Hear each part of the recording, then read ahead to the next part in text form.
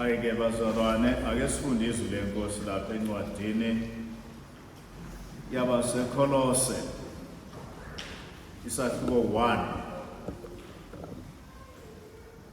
10 kuya ku12 10 11 12 bese seqa sifunde amavesi amabili 28 no 29.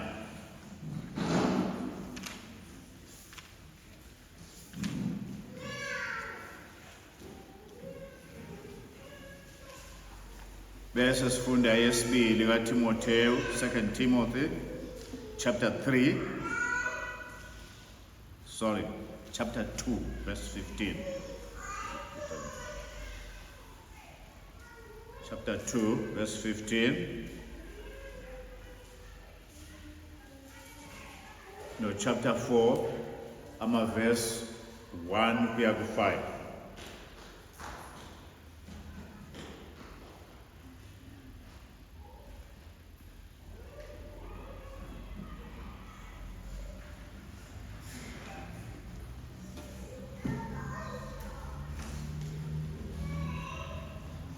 Colossians chapter 1 verses 10 to 12 and 28 to 29.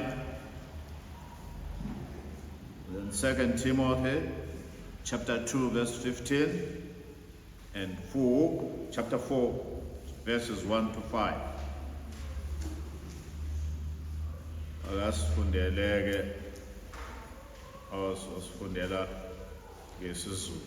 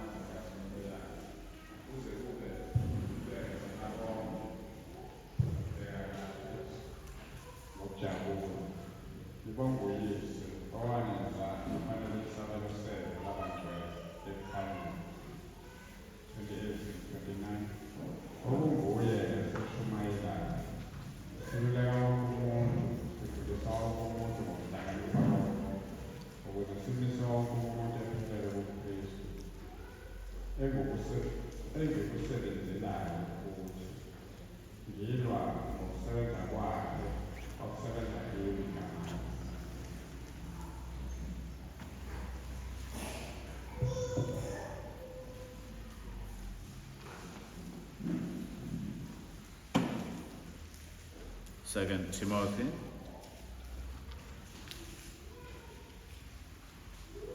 two 15.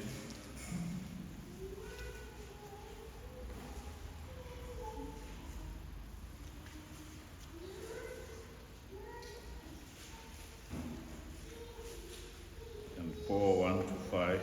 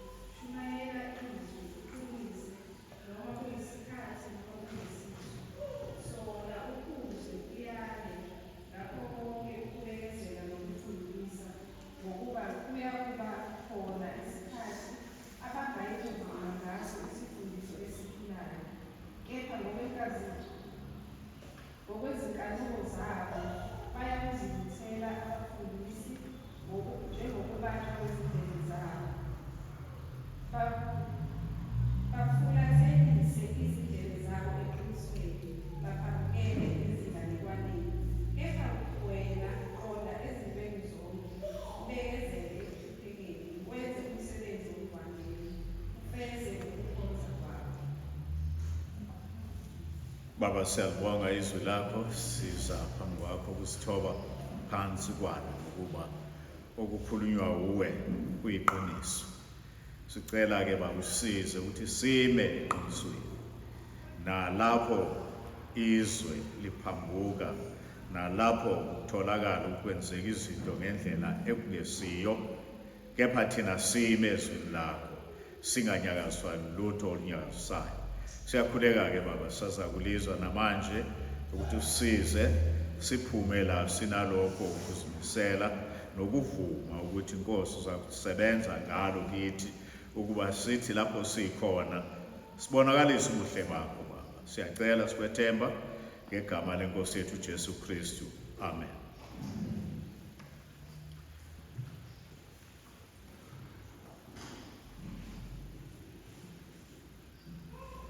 Ngesonto elidlule ngesonto sikhulume ikakhulukazi ngezinhlobo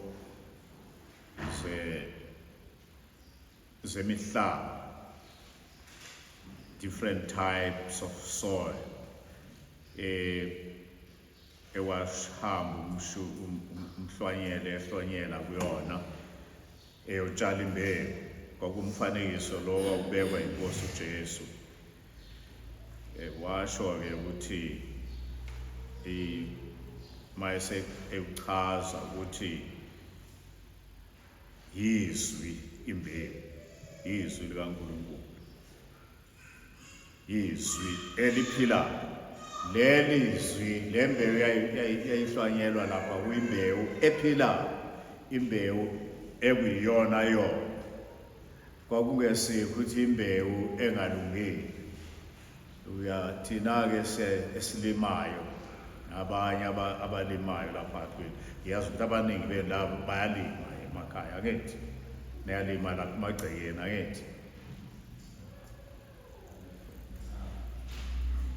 Abanye abazi ukuthi ngikhuluma ngani. Okay. Uma ulima uyotshala imbewu, kwesinye isikhathi uyitshala imbewu kamina. Mina-ke bekwenzeka ngiyitshale ngithola ukuthi ayimili. Kutholakala ukuthi se-expire, seyiphelelwe isikhathi, ayisasebenzi, bese kudinga ukuthi ngiyilahle. Ngikhumbula nje kukhona enye esingangiyithenge kudala, ngayithenga kakhulu kanti angizuyitshala yonke kanye kanye. Sekuhamba iminyaka, sengithi futhi ngiyayitshala, ayisamili. Ngathatha ngayolahla yonke leyo mbewu ngokuba ayimili. Kodwa le yamila, le iyizwi likaNkulunkulu eliphilayo, le akhuluma ngayo uJesu. Kodwa ukungalungi kwayo-ke manje, kwaphela imbewu ayitshalela ukuthi ujabulele ukuthi hayi-ke nansi seyimilile. Ujabulela ukuthini? Ujabule ukuthi yenze njani? Kukhona izithelo ezivelile, kukhona ngiyitshale ngase ngithola ukudla, ngadla. Awuyitshaleli nje ukuthi ubone ukuthi uhlaza laphayana egcekeni la uyitshale khona, uyitshalela ukuthi kube khona izithelo. Manje izwi likaNkulunkulu linjalo. Laphayana uthi uJesu uyazibala lezi ndawo elalitshalwa kuzona ukuthi lamila, kweyodwa alimilanga. Uma lingamili, uma lingangeni izwi likaNkulunkulu kumuntu, kusho ukuthi kufike bani walithatha? uSathane. Ulithatha ngokushesha, asale njalo. Kuthi kade ilizwi likaNkulunkulu kungabikho nokuncane okukhombisa ukuthi wake walizwa. Ngani? Ngoba lithe lifika kuyena uSathane wamthatha, wahamba leyo nto enjalo. Ngokuba ufana nokuthi manje kwatshalwa nje endaweni njengale la, uma kufika izinyoni kulula nje ufike zithathe leyo nto etshaliwe zihambe nayo. Enye ke imbewu seza ukuthi yatshalwa la kunedwala khona, kodwa umhlabathi awujulile, yashaya phela. enye sizwa ukuthi enye yangena yatshalwe endaweni la kunani khona enkulu kunameva namakhakhasi. Hawu yaminyaniseka noma isimilile yaphelela endleleni. Sithola ukuthi eyodwa eyamila yathela isithelo 30, 60, 100. Eyalo muntu olizwile izwi likaNkulunkulu walenza. Ayithela izithelo. Hayi-ke kukhona-ke lokho ukuthi utshala imbewu kanti utshala imbewu engesiyo yangempela. Ngokuba khona kulo mfanekiso ngezansi laphayana uJesu ukhuluma futhi ngenye imbewu. Hlobo lembewu. Uthi lena imbewu kwakungeyona imbewu right. Abantu abalimayo futhi bayakwazi lokho ukuthi utshalile laphayana ubone ukuthi nakho lokho engikutshalile sekumilile. Ubone futhi nakho nokunye okufana nakho kumilile. Niyakwazi lokho.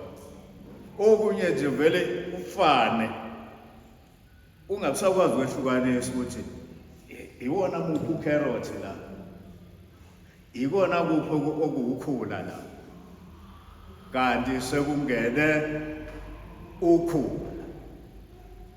Nasezwini-ke liyilo liphila linjalo.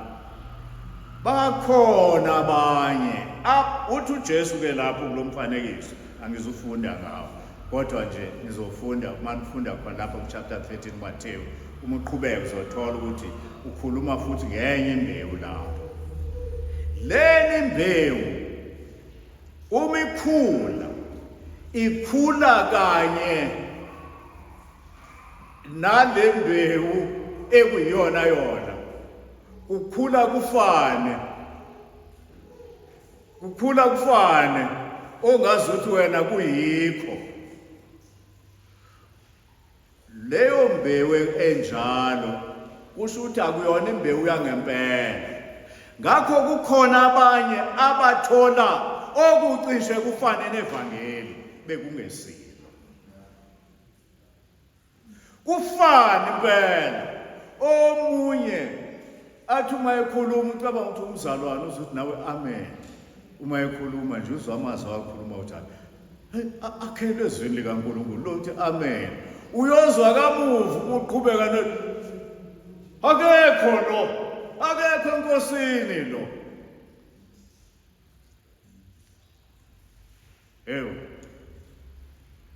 Kukhona leyo nto njengaleyo.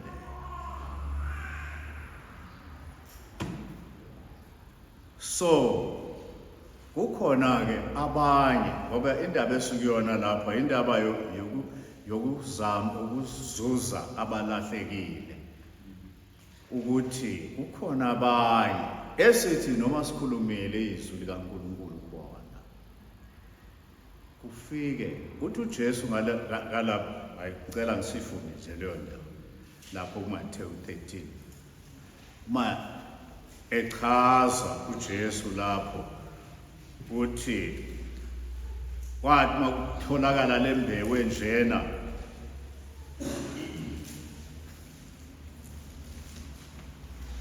uma kutholakala le mbewu enjena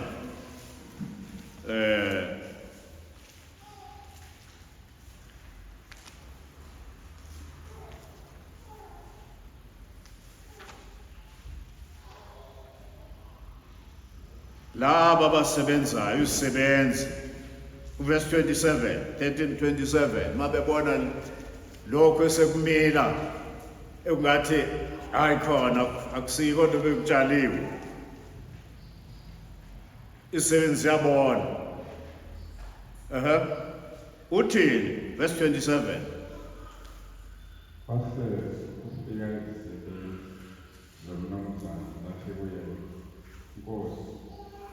Afanelanga imbewu ensimini yakho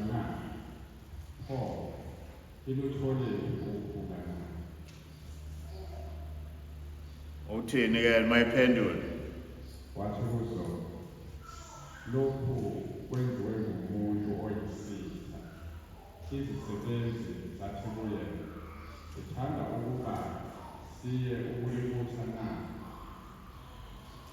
kodwa wathi cha kunanithi nxa nibutha uphunga nisiphule amabele kanye nawo naso enye indaba ukuthi usathane uhlakaniphe ngale ndlela yokuthi uma efaka lento uyenza ibe so close isondele kangaka eqinisweni ongabe ucabange ukuthi yilo kodwa futhi uma uthi akulona uthi uyalahla kanti kukhona noseqinisweni othinteke kulo kulamanga ubusuyamlahla naye uthi uJesu cha bo yathi inkosi cha ningakusiphuli yekani kuzofika isikhathi sokuvuna ngisho ukuthi solushumayele izwi uyothola ukuthi omunye sokhulumile naye ngoJesu uyothola ukuthi sekufika abanye bafaka ezinye izifundiso ezibheke eceleni uthi mawumbuza ukuthi ukhonzaphi ke ngoba ngangikhulumile nje nawe hayi kukhona abazalwane esengikhonza nabo hayi bashumayela lona ivangeli lona lele nilishumayelayo hayi bashumayela ivangeli bashumayela abasindisiwe futhi bayibasebenzise lo gama ngikwabasindisiwe uthi musubhekisisa abasindisiwe kanti kodwa mangwalandelisisa ukuthi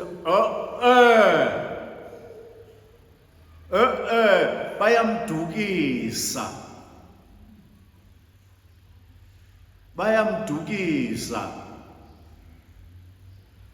so bakhona abazama ukulimaza nabantu abalitholile ivangeli leqiniso babadukise usondele kancane kulona ivangeli kodwa okuningi akusilo ngiyakhumbula nje kukhona omunye esake wayunesi lapha e-AD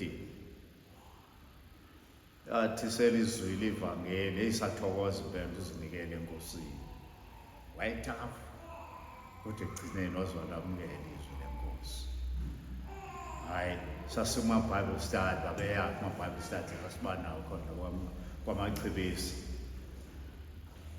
kwahamba nababeza naye kwatholakala enesesaba ukuthi wenze njani watholakala esesala kwenze njani hayi sibona bathi hayi usethola abanye abazalwane hayibo ibaphi labo bazalwane hayi khona abazalwane athi utholene nabo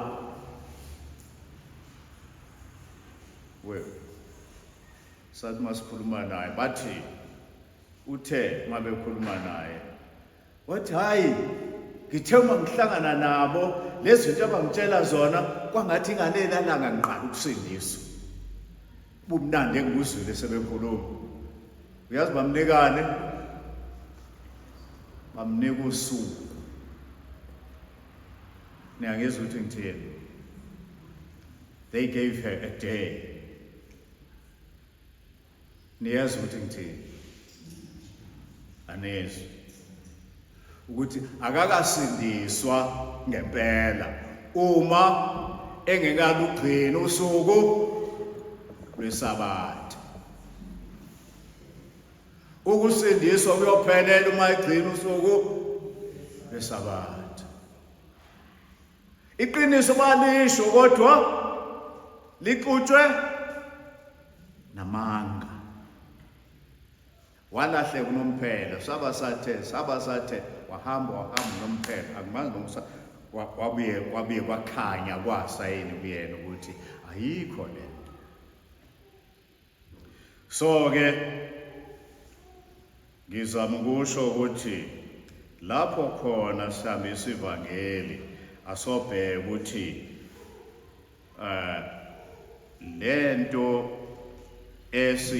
ayitholile lona, is it genuine na?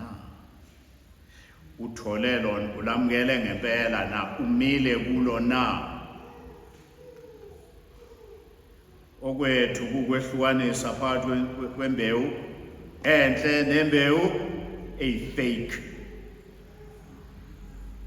Ake sifunde futhi lapha yana la sifunde khona ke mina la ngiyakhona ngiyalapha ku 2 Timothy 4:1-5.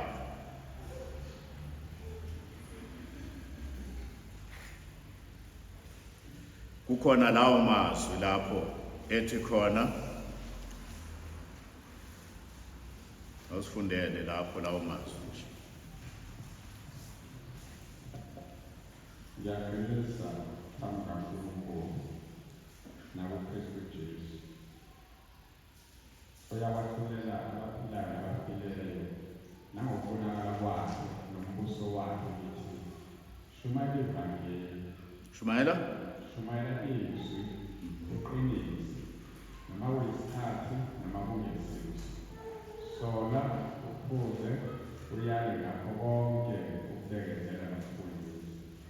Ngokuba kuyakuba khona isikhathi abangayekuvuma ngaso isifundiso esiphilayo, kepha ngokwezinkanuko zabo bayakuvuthela abafundisi njengokubanjwa kwezindlebe zabo. awume khona lapho uthi shumayela izwi. Lamazwi ayikhulunywa umpostoli uPawulu ekhuluma ebhalela uTimotheyu wawumalusi webandla, so ukhuluma lapha nomfundisi nomalusi webandla. Uthi shumayela izwi kuyisikhathi noma ungesona, ngokuba kuzofika isikhathi lapho kuzoba khona abantu abazokwenza njani, abangayivuma ngaso isifundiso esiphilayo,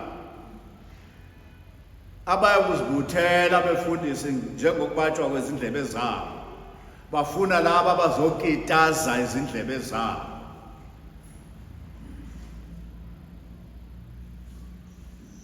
Usho uma ekhuluma nomalusi, lelizwi akusilelo umuntu owumalusi webandla kuphela, liyizwi likabani elikhuluma nanobani futhi nawe nami, ukuthi asithi uma sikhuluma nabantu ngoJesu sibeke izwi leqiniso, silibeke ngempela, singazami ukuthi abantu bezwe kamnandi uma sikhuluma, abezwe izwi. Kuyezwakala bazalwane, ngokuba silwele ukuthi bangathathwa lezi mfundiso ezikhona ezigcwele manje, ngokuba ziningi. Okay,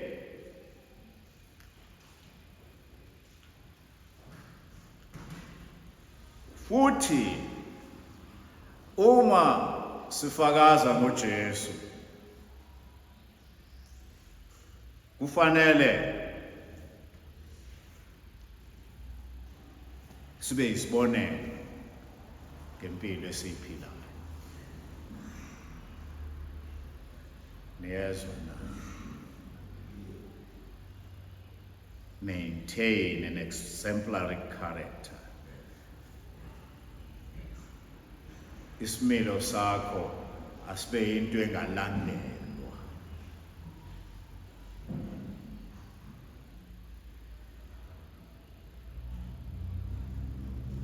Okay, akathi umuntu mayenza athi ngibukele kuwe ngikwenzayo.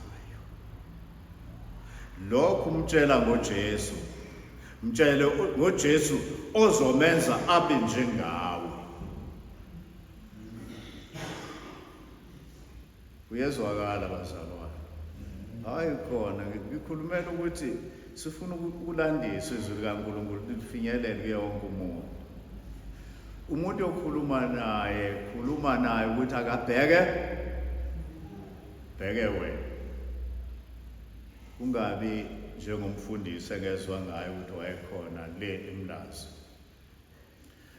Abathi wayeshumayela. Abese ningabheki mina ngikhomba indlela. Bathi mina ngifana isigqoko esibekiwe lapho esikhomba indlela esiJohannesburg. Ngeke ufike ube sowuma lapho ngokubona lesigqoko simile lapho. Wena iyalasa ukukhomba khona isigqoko. Uthi bake bamiyeke bafana bamtshela ukuthi mfundisi socela omunye umfundisi. Ngokuba sifuna thina umuntu ozothi uma esitshela futhi abe sethi hambani njengami, ngilingiseni njengoba ngilingisa uKristu. So impilo yethu bazalwane, each one of us umntwana kaNkulunkulu. Uma ukhuluma ngoJesu, tshela nalomuntu okhuluma naye uthi buka mina ukuthi ngiphila kanjani. Phila lempilo engiyiphilayo. Ake sifunde lapho khona lapho kuTimotheo 2. 2 Timothy lapho chapter 2 verse 15. Nalapho futhi kwakhulunywa noTimotheo ongumalusi webandla. Lokho kukhulunywa kumalusi webandla kuyakhulunywa kulowo nalowo imember yebandla. As a church, we are pastors la emhlabeni. We are the pastor ebekwe uJesu. Collectively. Niyakwazi lo uyazi ukuthi uyipastor.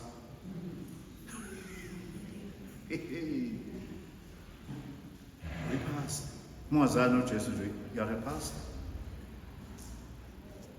Eze kulelizwe wena umalusi walo olukhombisa indlela uhanjwa kanje. Kwaba ngangawe ubakhombisa indlela ongangami uphila kanje.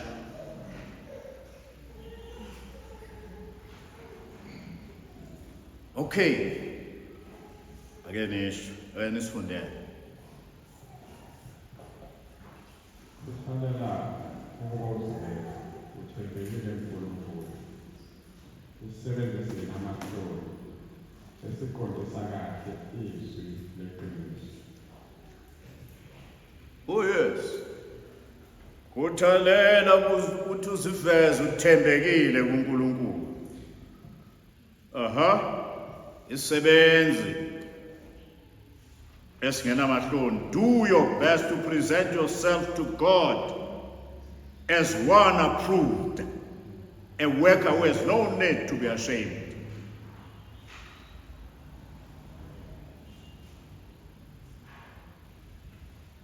Oh yes. Unamahloni evangeli lapho khona. Mohle nabantu abangakhona. Do you feel ashamed? Uyasaba tshela ukuthi mina kasane Nkosi uJesu. Batshele nje bonke. Unamahloni ukwenza lokho.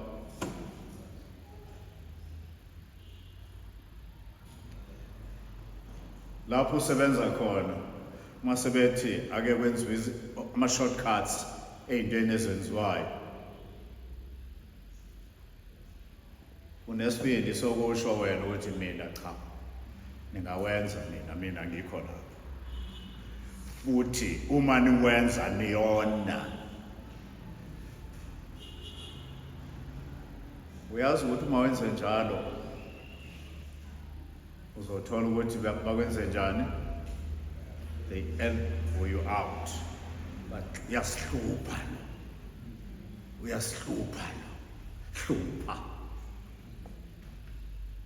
Hlupha.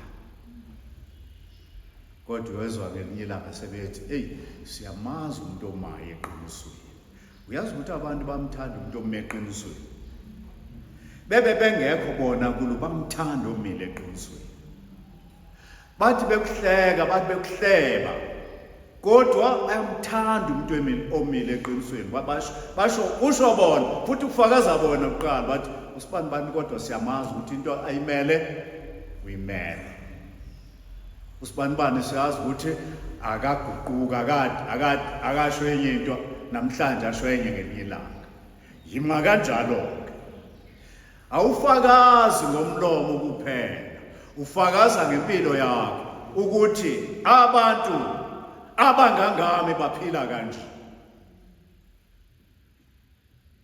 Uma uyintombazane, intombazane ekuJesu iphila kanje. Uma uyinsizwa, insizwa ekuJesu iphila kanje. Uhluke. Uma uyinkosikazi, inkosikazi ekuJesu iphila kanje. Regardless of the circumstances. Ukuthi izimo zinjani, ima kanje uphila lempilo okuJesu. Well, uma uyindoda uphakathi kwamanye amadoda, batshela ukuthi indoda ekuJesu iphila kanje. Yes. Ngokuba you are approved to God because you are in Christ. Akam-approve uNkulunkulu umuntu ongekho endodaneni yakho uJesu Kristu. U-approve umuntu okuthi wamukeleke umuntu ngoba ekuJesu uNkulunkulu.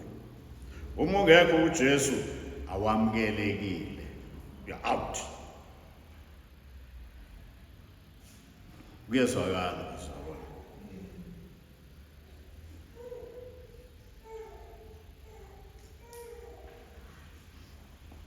Abanye bazibatha bathi ngiyafisa ufana nawe. Uhlala nomuntu osho njalo.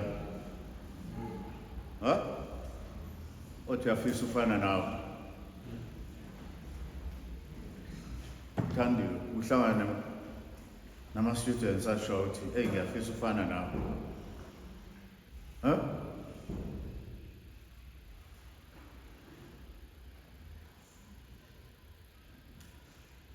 Lwazi uhlangane lapha emsebenzini abathi kodwa ngiyafisa ufana nawe. Oh yes, ngiyafisa ufana. Oh yeah. Oh yes. Kodwa uma isho njalo kufanele uthini?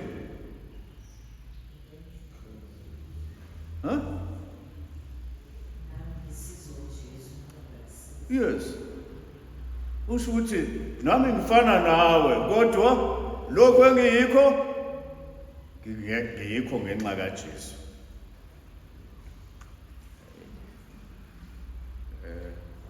Ama-chorus ngacula namhlanje singenye inhlobo lesicula thina. Amanye ayebheda. Ngeke ngiqamba manje sasicula ama-chorus right. Kodwa ayikhona abhedayo. Kodwa kukhona elalithi sinjenje ngenxa kaJesu. Sinjenje kungenxa kaJesu. Bathi sinjenje kungenxa kaJesu. Hayi lapho khona esho ukuthi nginjenje kungenxa kaJesu. uJesu wenze lento. Akwazi ukuthi nginjani umthetho wami. Akuyona imvelo yami le, usebenza uJesu. Yezwakala. So asifakazi ngomlomo kuphela. Sifakaza ngempilo. Impilo akube yiyo enqobayo ekhombisayo ukuthi hayi uphila kwelinye izwe. Okay.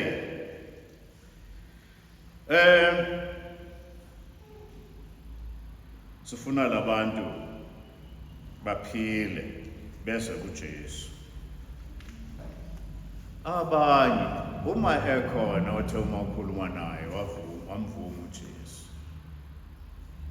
Wenze njani ngaye?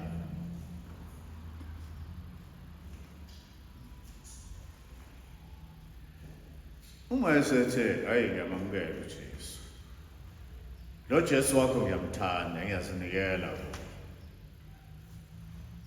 wenze njani ake sikhulume wenze njani khulumani bazalwane sikhululekile khuluma nje wenze njani noma awukazi uhlangane nonjani usethe hayi ngiyamvuma uJesu ngiyamamukela uJesu kodwa-ke noma-ke engekho-ke kodwa uma ebakhona-ke uzokwenze njani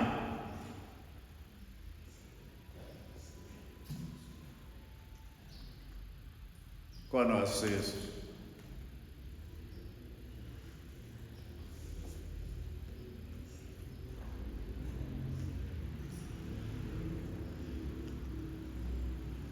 yebo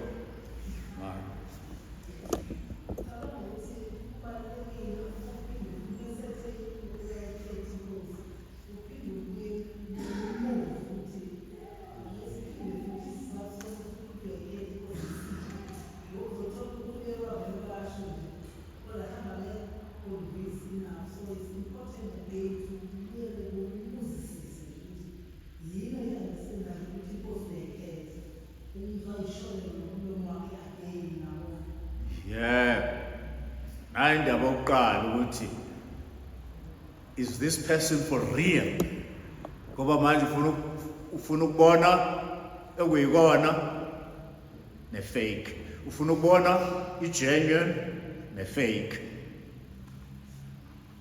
yini ekwenze wabona ukuthi akudingi uJesu na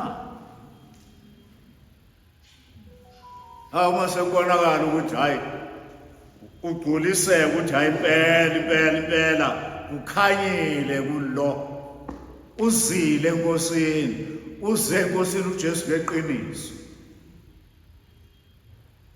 it's a great thing injabulo leyo ngithi intokozo leyo ukuthi hey uze ngeqiniso enkosini uJesu uma sithi intokozo bazalwana kuyona intokozo kithina la incane yethu enkulu kuphi ezulwini kuba nenhlokomo one person ophendukile waze enkosini uJesu one person kuduma izulu inhlokomo eselapha ezulwini yamangazi bedumisa uNkulunkulu bebabaza umsebenzi wenkosi uJesu ukuthi nangu umuntu ephumile engozini wezephile nomphakathi right lo muntu ke une responsibility kuyena uma esesindisiwe phela irresponsibility yakho iyiphi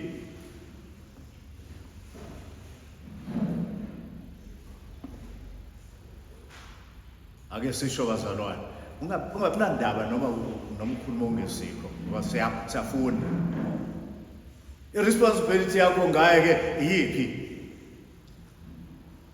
yebo Nkosi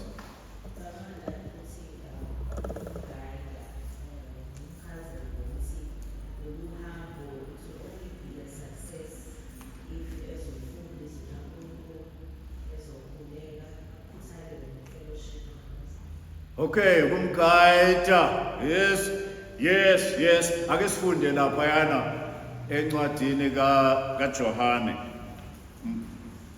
ivangeli ngokaJohane verse 21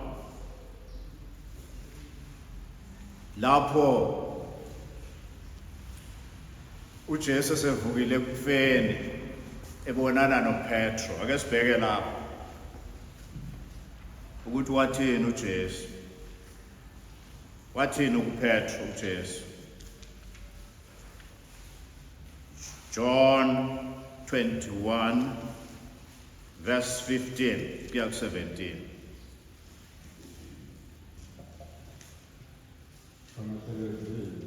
uJesu wathi uSimoni Petro Simoni kaJona uyangithanda kunalabana wathi kuye yebo Nkosi yazi ukuthi ngiyakuthanda wathi kuye uhamba ungihlangana wabuya wathi kuye ngokwesibili Simoni kaJona uyangithanda wathi kuye yebo Nkosi uyazi ukuthi ngiyakuthanda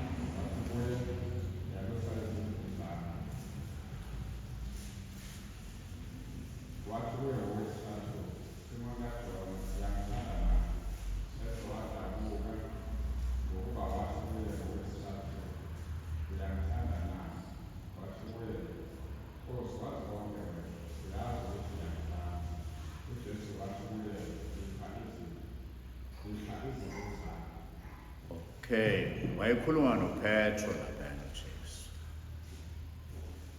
Okay. Kodwa lokho wayekhuluma noKristu noPetro kuya-applya nakuwena.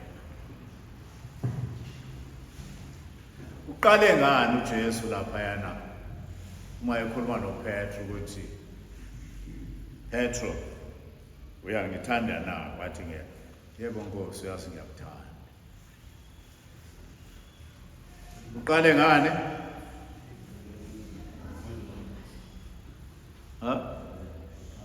Qale ngamawundlu. Yini amawundlu? Uyalazi wundlu. Uyalazi wundlu. Uyalazi wundlu. Yini wundlu? Uyimvencane. Okay, angosaziyo kwesizwe. Nami ungangibuza nje ungisukele ungibuze ngewundlu. Hey, angadideka. Sengikwazi ukuba ngifunda la eBhayibhelini ngiqhathanise nasesingisini. Uma ungangibuza ngewundlu, yini wundlu? Lelo gama likhona esiZulwini, ake ngibuze ekukhulumeni nje.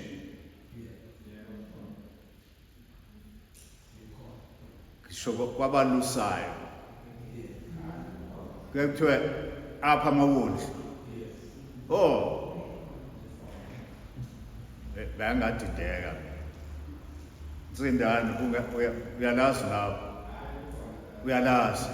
Oh, hayi. Uhle.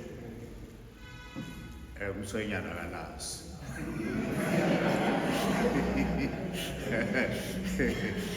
Hayi. Okay. Manje na-ke ukushiwo imvu encane, ichwane lemvu. Kukhulunywa amachwane ezimvu la. Uma ethi uthini ngawo? Uthini ngalawo machwane ezimvu? Ipha amawundlu ami. Feed my lambs.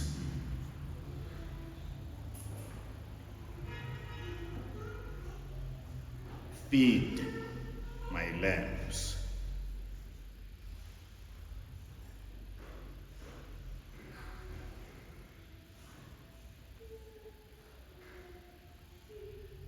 Feed my lambs. Uma ekhuluma ngamawundlu ukhuluma ngobani la? Ukhuluma ngani? Who are the lambs? Who are these lambs?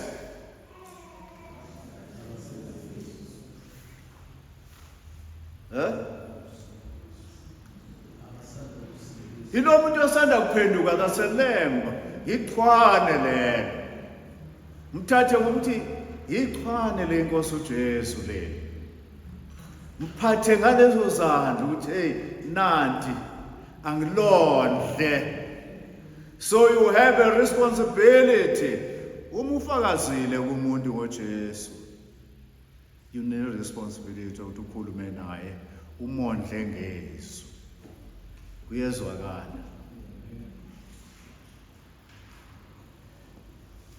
Usuzinikele enkosini uJesu. Did you find many people coming to you to try and help you ngezwi lenkosi ukuthi ukhule enkosini?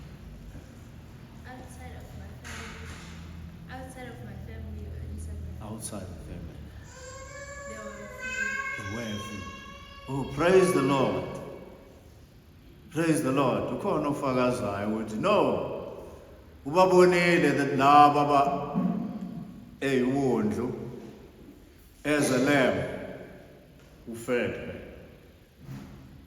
Wow. That's what we want to see. Osinikele enkosini kufanele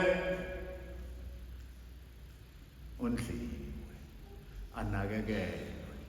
Lo muntu othe ozinikele enkosini asikababoni. Okay, mhlambe ndihambe phambili kakhulu.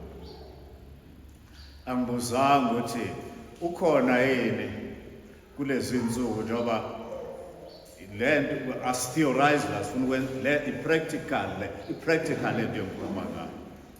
Ukhona yini umuntu okhulume naye ngoJesu wakhombisa ukuthi impela uyazinikela enkosini uJesu. Kulezi nsuku nje selokhu siqalile lezifundo. Ukhona.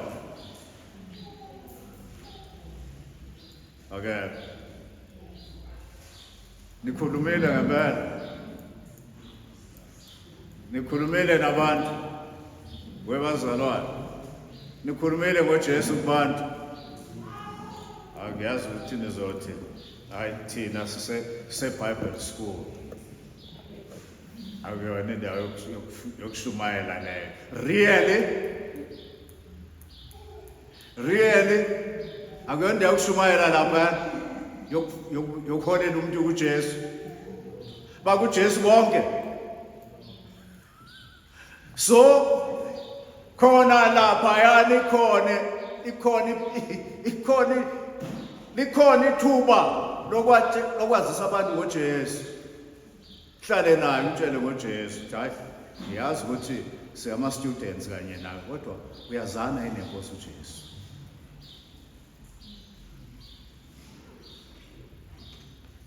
Wemathenje ukhona sokwakhuluma naye wambuza wathi wabona ukuthi hey akekho lo enkosini.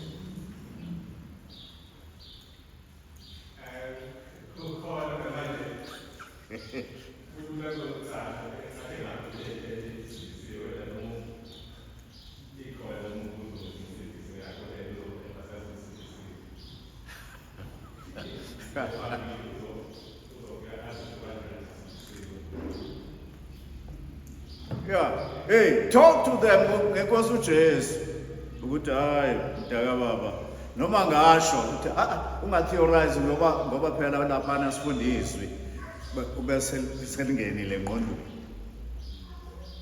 Let me tell you something. Ngiyaphuma manje sifundeni xoxa indaba. Kukhona umfundisi owafika ezocela indawo lapha kithini. Hayi wathi ungumfundisi impela usindisiwe. Futhi wathi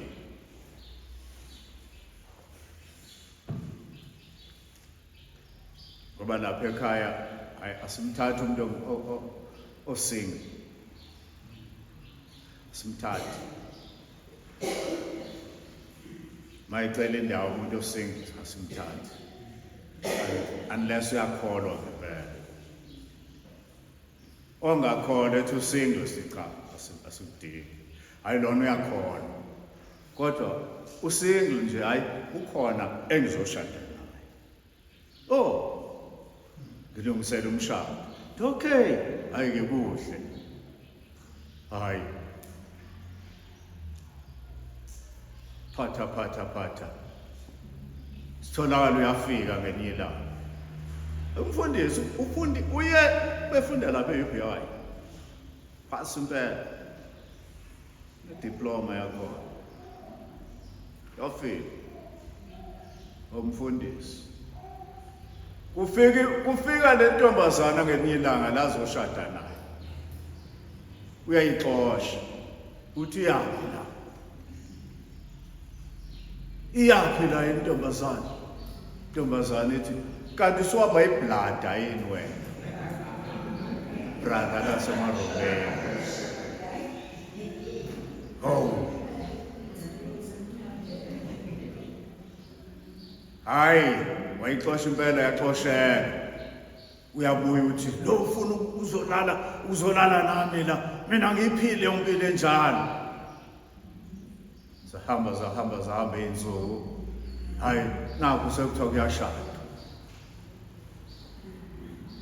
Hayi. Umshado wakho abangeholiday, hayi on Saturday.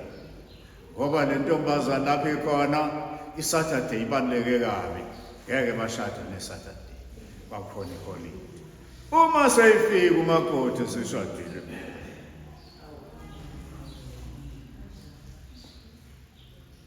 come here. Uthele wena. Uma ufika lapha ngithi uthe usindisiwe. Yebo ngisindisiwe. Pho kwenze njani la? Kwenze njani la? Lo oshada naye osezobeletha. Kukanjani? Usindiswe nini? Inkukhu yasika umlomo. So akuyi ngokuthi ukuphi umuntu, kuya ngokuthi uyile inesiphambanweni na. Ufinyelele inekwazane nenkosi uJesu wamfela esiphambanweni na. Hayi uthe ukhuluma ngento la engqondweni, impilo yakhe yakusho yini lokho na. So ke wena umsebenzi wakho ukuthi yondla amawundlu lo omlethe enkosini uJesu, mondle ngezwi, mkhombise ukuthi kuphilwa kanjani.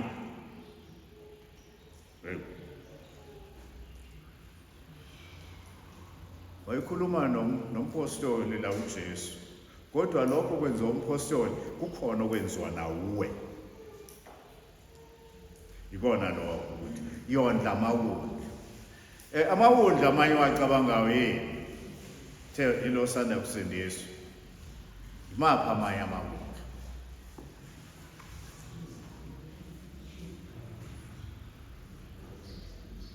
Imaphi amanye amawundlu ongacabanga? Ingane lezi kaSonto Skole. Hey! Hayi. Ngeke ngibakaze mina uma ingekho inhliziyo yomntwana. Ingekho inhliziyo yomntwana kumuntu osindisiwe. Ukufisa ukuthi le ngane kwangathi ngakhula yazi iqiniso. Ngokuba ingane influenceka kalula, into eyinikeziwe yayinikezwe incane izokhula ngayo ngeke iphikisane nayo. Akukho lokho okuhlupheka ukuthi lo mntwana engakukhulele ezandleni zikabani, umubuka abazali bayo lengane. Uyifisela ukuthi le ngane kwangathi ngathola izwi likaNkulunkulu. Why ngabikho leyo nhliziyo kithina? Why ngabikho leyo nhliziyo ukuthi ngifisa abantwana be la ekhaya sino Sunday school onesyllabus enhle ngendlela emangalisayo. Izifundo ezimangalisayo Sunday school wala. Kodwa abekho abafundi. Why? Abekho abafundi bazofunda lemfundiso enhle kangaka ephethwe la. Why? It's because abazalwane they don't care about kids anandaba nabantwana. I dare say namusuka lapha eBhaya kuthiwa hoza awuhambe uyofundisa Sunday school. Angazi kuwena kodwa kwabanye abafundi kodwa lesikole kuthiwa ngithi kumfundisi wandiyofundisa Sunday school. Hayi mina sengiyaya nje kuba into efunekayo lapha yana esikoleni. Hey, awunayo leyo nhliziyo ukuthi ake ngiye ngiyobona ngiyokufunda ukuthi Sunday school ufundiswa kanjani ukuze eze pastor nami ngifundise laba bakhona lapho ukuthi ufundiswa kanjani uSunday school. Ubaleke kangakanani uSunday school? Kubaleke kangakanani ukuthi izingane zincane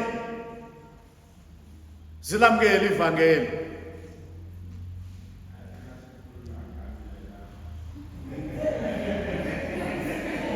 Oh yeah.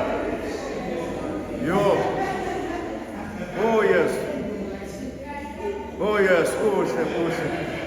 Uma Apostoli uPawulu ebhalela uTimotheye uthini? Kwasebuntwaneni wayazi imibhalo engcwele enamandla okuhlakaniphisa kube ukusindiswa.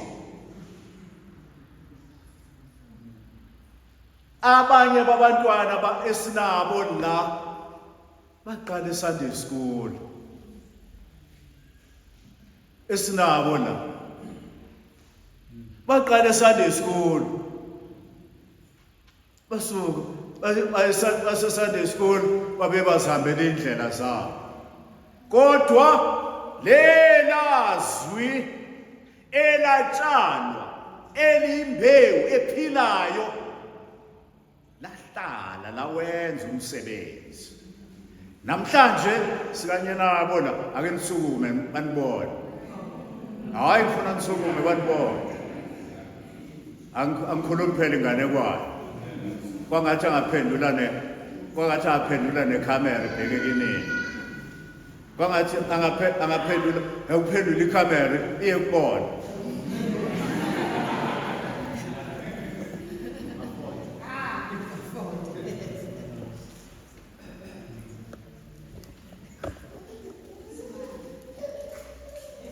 Ndiyababona nahlala phansi bathe kwasebuntwaneni bayazi imibhalo enamandla ukubahlakaniphisa kube ukusindisa.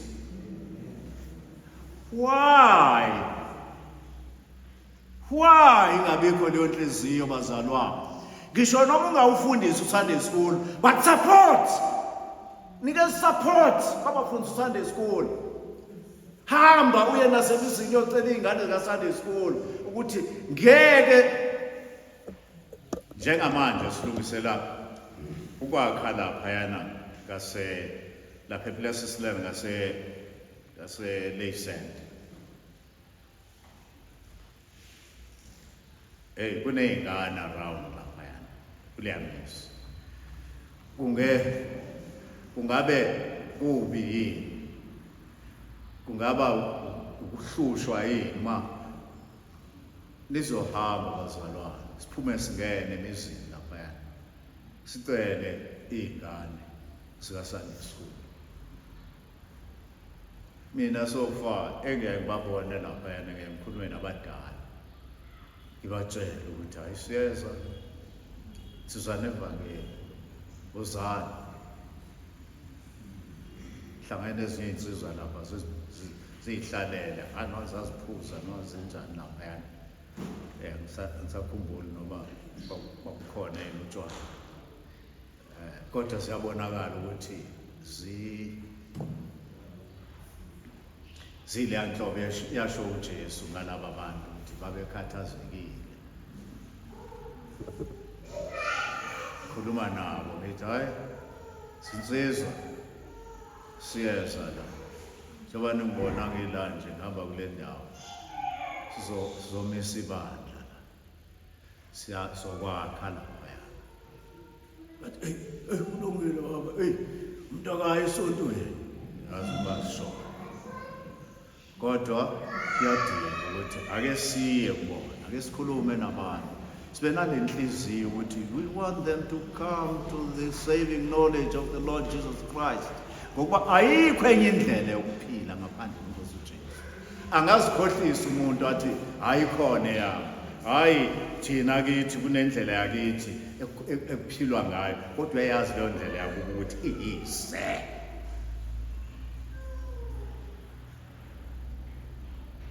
Izwi likaNkulunkulu lisho njalo lithi ngiyalazi lelo zwi. Ake nifunda lapha Petro okokuqala sahluko 1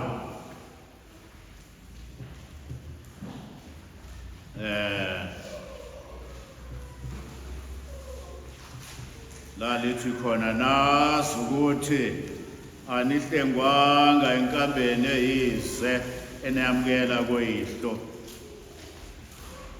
ngezinto ezibhubha isiliva negolide, kepha ngezwi likaNkulunkulu eliphilayo. 1 Peter.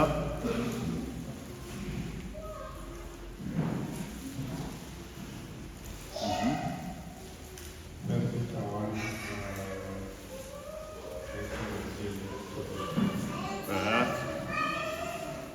uma nimntezana wokuzibamba yena owathulela yilowo nalowo ngomsebenzi yakhe engakhethi futhi anohamba ngokwesaba esikhathini sokuhlala kwenu okazini nazi ukuthi anisebenzazi ekuhambeni kwenu okuyize senakunikezwa ngawoyise ngezinto ezibhubhayo isiliva negolide kodwa legazi enakukeleleyo elakristu kungasele ukuthi emngenaba Yes. Ukuthi inkambo yoyihlo ijane iyize worthless. Othi mina ngihambe emkambeni yobaba mkhulu uhambe entweni eyize udinga ukukhishwa lapho. Awukhishwa ngento ebhubhayo, ukhishwa ngegazi lendodana kaNkulunkulu uJesu Kristu. Akukhiphe akulethe ekuphileni okuphakathi. Okay, labo kudingeka ke ubanakekele ubondle ngezwi.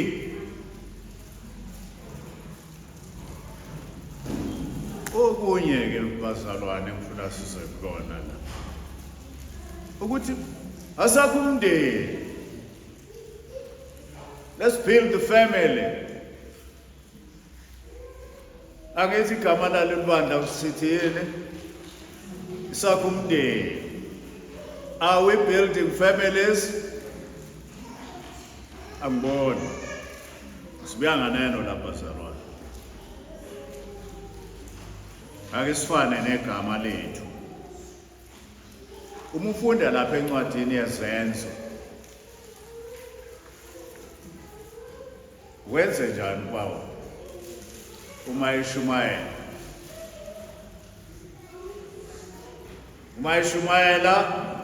ishumayeza leya ndoda mayifike eEurope la ashumayela khona okokuqala washumayeza uLidiya ngethi uLidiya waphenduka kanye nendlu yakhe, the family. The family. Uma uPaul eboshiwe laphayana benosila besejele laphayana khona uzenzo 16 uverse 30 and 31. Uma ebuza lo mgcini siboshwa laphayana efika khona laphayana esesaba ebona ukuthi nangu uNkulunkulu, nangu lo Nkulunkulu okhonzwa yilabantu, uNkulunkulu ophilayo ovule ijele ukhiwe ngazonke izikhiye kodwa lavuleke uze khakhazela uzakubona uthi funda uthini Makhosi 16:30.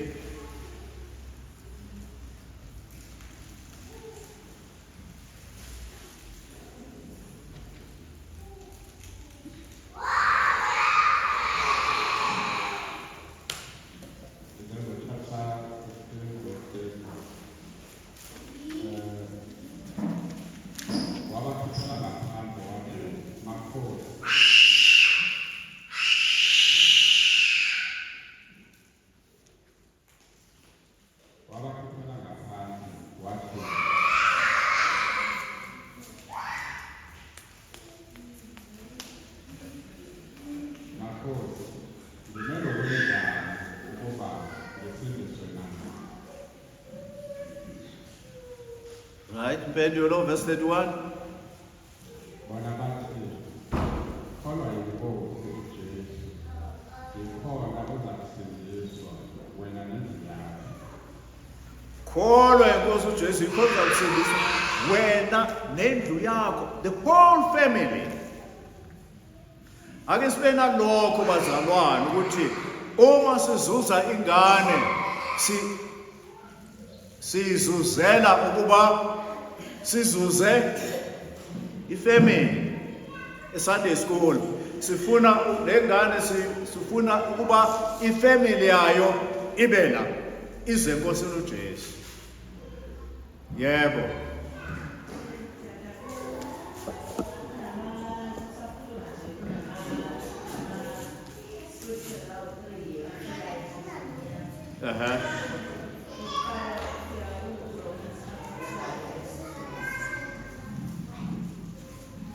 That's my bad. Yes, I got like.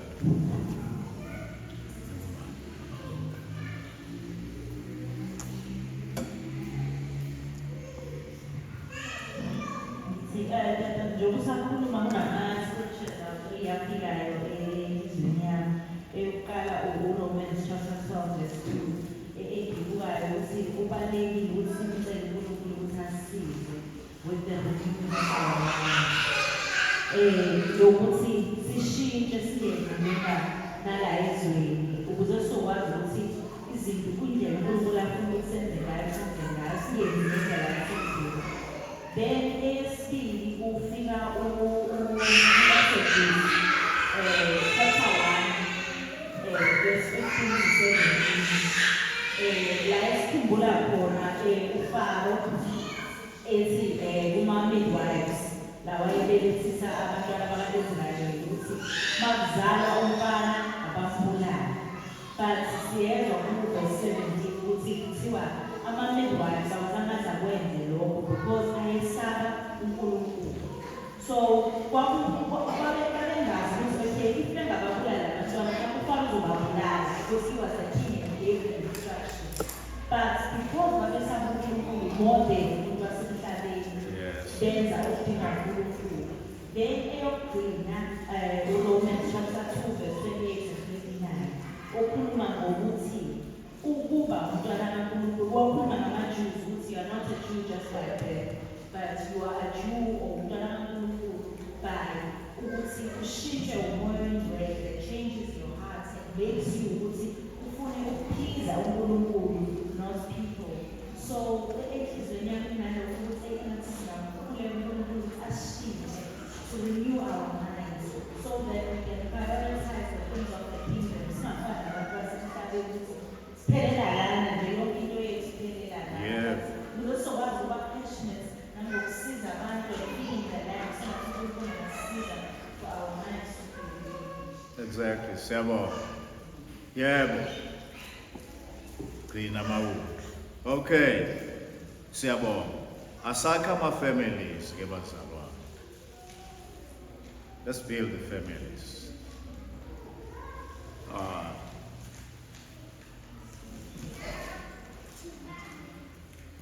Aswenzi nokho la ebandleni ukuthi silwele ukuthi asuzuze umndeni.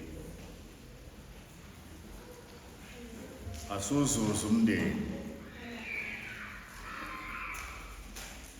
Nabasha iyouth yethu nina balida iyouth asizuze iyouth ukuze sizuze nabazali bayo le intsha yethu sizuze nabazali. We want to build families esaba uNkulunkulu. Sifuna ifamily yonke. Sine inkonzo zama couples la ebandleni.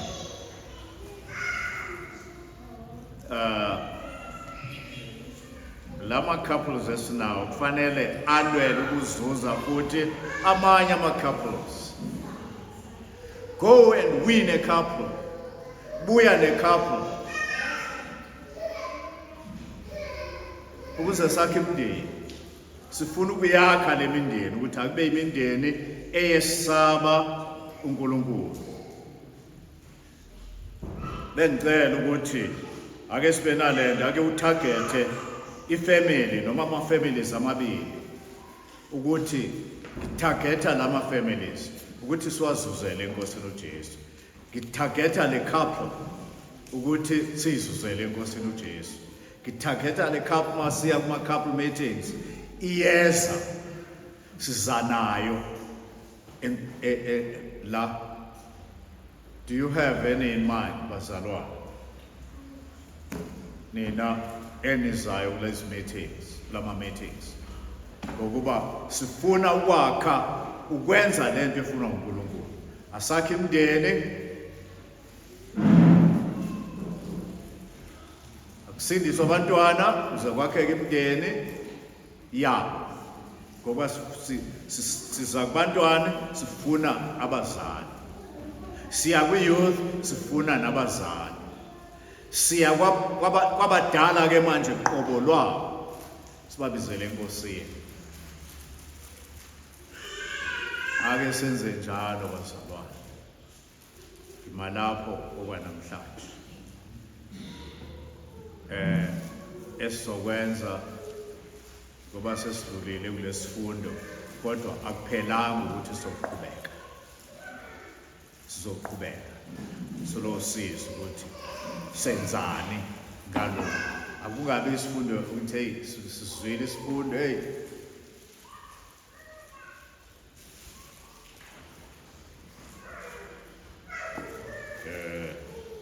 Ngicela situle nanti itulo la. Yes. Bese umiye sikhuleke.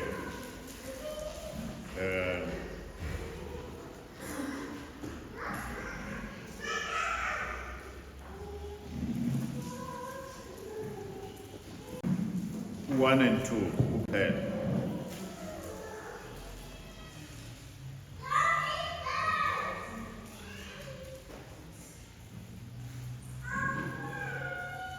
$199 sasizwile izindaba.